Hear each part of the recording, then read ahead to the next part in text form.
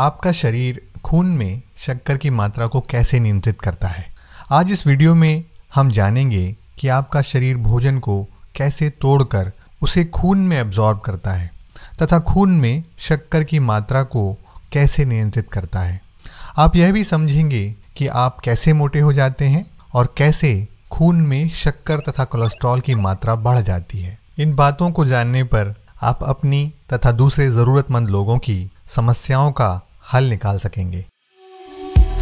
स्वागत है दोस्तों आपका drnambishan.com में, वह जगह जहां आप समझते हैं अपने स्वास्थ्य को और स्वास्थ्य की ज़रूरत को। अगर आपने हमारा चैनल अभी तक सब्सक्राइब नहीं किया है तो तुरंत सब्सक्राइब बटन को दबाएं और साथ में बेल आइकन को भी दबाएं। बिना किसी देरी के सीधे चलते हैं आज के विषय पर।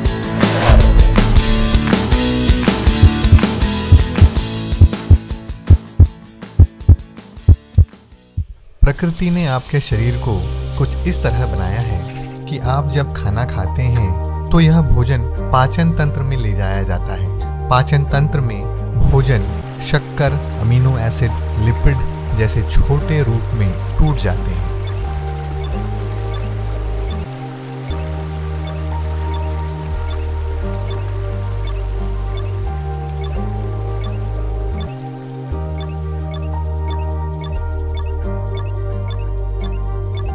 जब आप रोटी, मिठाई या सफ़ेद चावल जैसे साधारण कार्ब्स खाते हैं तो इसे पाचन तंत्र शुगर यानी शक्कर में बदल देता है। ऐसा मान लीजिए कि शक्कर साधारण कार्ब्स का ही छोटा टूटा हुआ स्वरूप है। यदि आप दाल, पनीर, मांस या मछली खाते हैं तो इसे पाचन तंत्र तोड़कर एमिनो एसिड में बदल देता है। एमिनो एसिड प्रोटीन का छोटा टूटा हुआ स्वरूप है। यदि आप घी, मक्खन, तेल या क्रीम खाते हैं तो इसे पाचन तंत्र तोड़कर लिपिड में बदल देता है। लिपिड चर्बी का छोटा टूटा हुआ स्वरूप है। अब यह पोषक तत्व ब्लड वेसल्स के माध्यम से खून में मिल जाते हैं। खून में शक्कर, लिपिड और अमीनो एसिड की मात्रा का आकलन करने के बाद पैंक्रियास के बीटा सेल्स कैल्शियम पाथवे सहित कई बायोकेमिकल प्रक्रियाओं के माध्यम से खून में शक्कर की मात्रा को सामान्य बनाए रखने के लिए आवश्यक मात्रा में इंसुलिन का उत्पादन करती है। अब यह इंसुलिन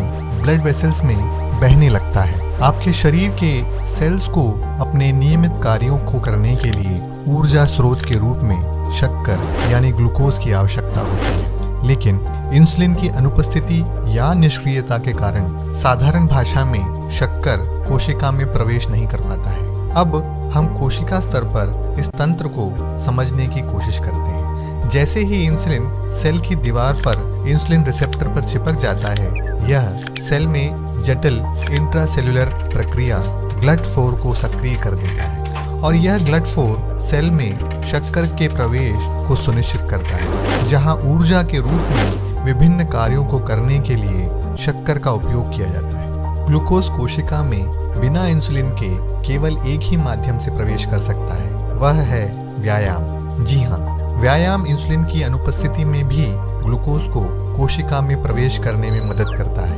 व्यायाम खून में शक्कर की मात्रा को नीचे लाने में काफी मददगार होता है। टाइप 1 डायबिटीज में जहां इंसुलिन अनुपस्थित या अपर्याप्त होता है, शरीर के सेल अपने मूल कार्यों के लिए शक्कर का इस्तेमाल नहीं कर पाते हैं, क्योंकि आपकी कोशिकाओं के अंदर शक्कर को ले जाने वाला इंसुलिन ही उपस्थित नहीं है। लेकिन टाइप 2 डायबिटीज के मामले में इंसुलिन सामान्य रूप से रिसेप्टर से चिपक जाता है, लेकिन वह शक्कर को सेल के अंदर पहुंचाने वाली क्रिया को चालू करने में असफल रहता है। या यूं कह लीजिए कि शक्कर के लिए सेल के दरवाजे को खोलने में विफल रहता है, जिसे इंसुलिन रेजिस्टेंस भी कहा जाता है। इंसुलिन रेजिस्टेंस में सेल इंसुलिन के लिए असंवेदनशील हो जाता है, अर्थात रिसेप्टर पर इंसुलिन की उपस्थिति के बाद भी शक्कर सेल में प्रवेश नहीं कर पाता है, क्योंकि सेल का अतिरिक्त तंत्र शक्कर को अंदर आने देने के लिए ही तैयार नहीं है। नतीजतन सेल बहुत कम मात्रा में शक्कर का उपयोग कर पाता है, जिसके परिणाम स्वरूप सेल के पास सामान्य कार्य करने के लिए भी ऊर्जा नहीं है। अब खून में बह रहे शक्कर को कहीं जाने की जगह ही नहीं है, जिसके परिणाम स्वरूप ब्लड शुगर बढ़ जाता है।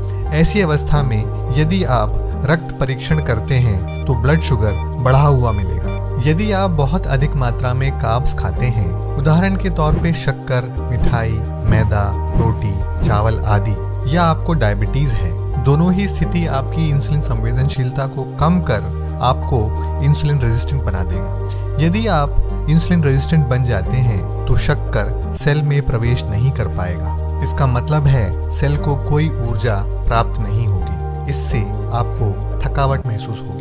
दूसरी तरफ इंसुलिन खून में बह रही अतिरिक्त शक्कर को लीवर में ग्लाइकोजन के रूप में जमा करके रखता है। लीवर में 100 ग्राम तथा मांसपेशियों में 500 ग्राम ग्लाइकोजन को जमा किया जा सकता है।